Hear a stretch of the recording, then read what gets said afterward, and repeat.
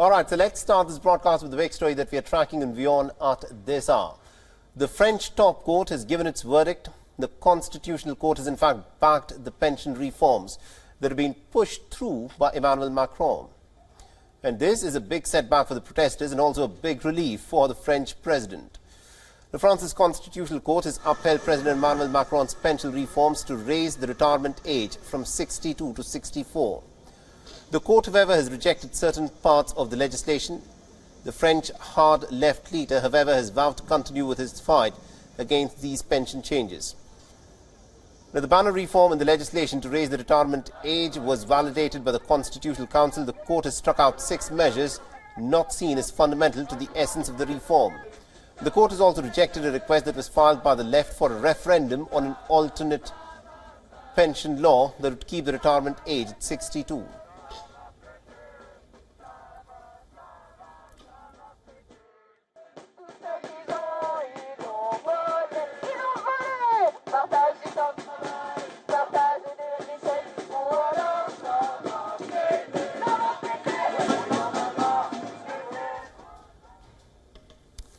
And to give us more perspective in terms of what this, of course, means for the people in France, we are being joined by Anne-Elisabeth Moutet, who is joining us live from Paris. She's a columnist at the London Telegraph.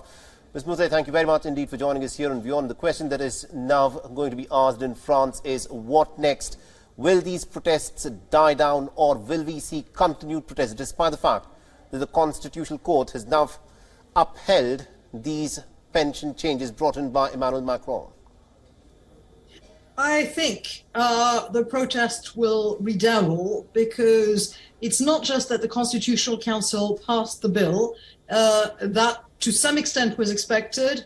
It's the fact that there was a request for a shared initiative referendum, which is a French constitutional system whereby if you've got at least 1/5 of MPs asking for this, it opens the right for the people to hold a referendum, and they have 9 months to gather 4.7 million votes for or against the bill in question.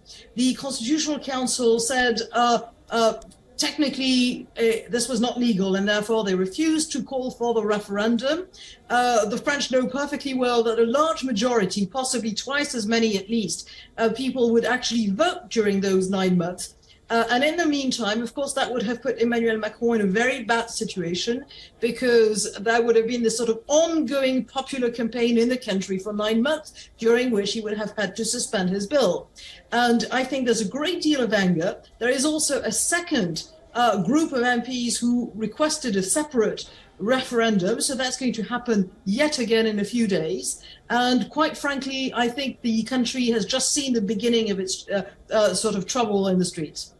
Absolutely, indeed. And also, what does it do for the image of Emmanuel Macron? He's, in fact, gone out on a limb for these pension changes. It's at this moment difficult to predict as to how many people in France, in fact, go on and support it in case Emmanuel Macron were to, of course, go to the public on this particular issue. But the fact that France has witnessed sustained protests on this issue for so many last weeks from a whole variety of trade unions across the country is something that Emmanuel Macron will be looking at very closely. But what does it do for him politically?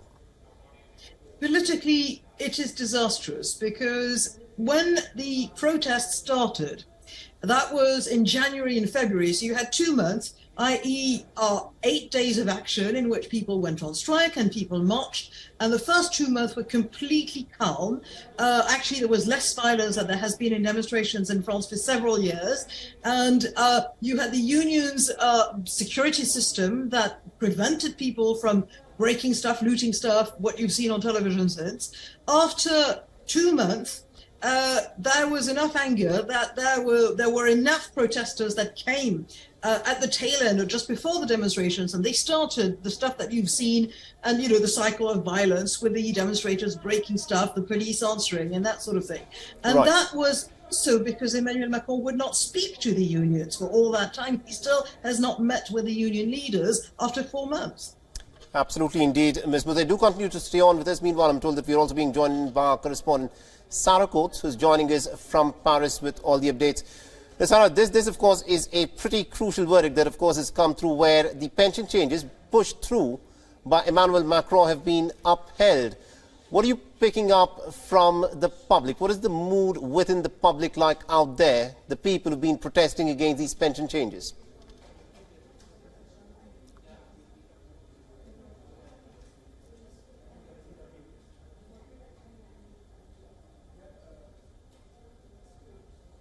Right, I think there's a bit of an issue with the line there. Sarah, if you can hear me, this is the question that I was asking you. You know, what is the mood out there within the Parisian public? Because thousands of people had been out on the streets. They wanted these pension changes to be struck down, but now the court has effectively upheld the key aspects of the legislation that's been pushed through by Emmanuel Macron. What are the people on the streets of Paris saying?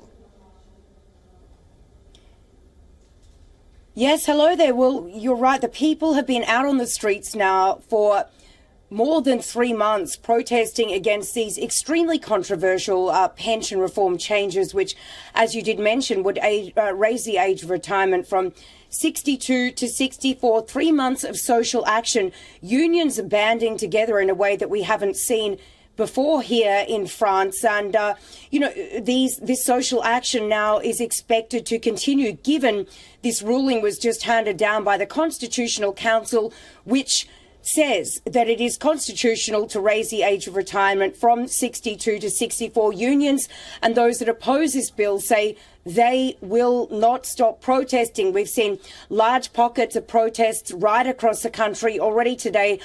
Bins set on fire, trash cans set on fire, and people blocking the entry to this court where that decision was made by this 9-member panel just around 15 minutes ago.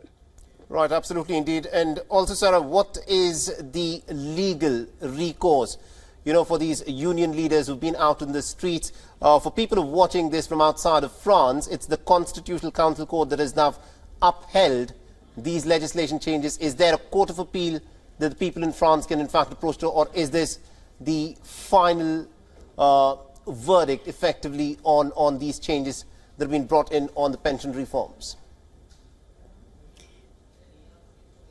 Well, look, that is the highest court in France.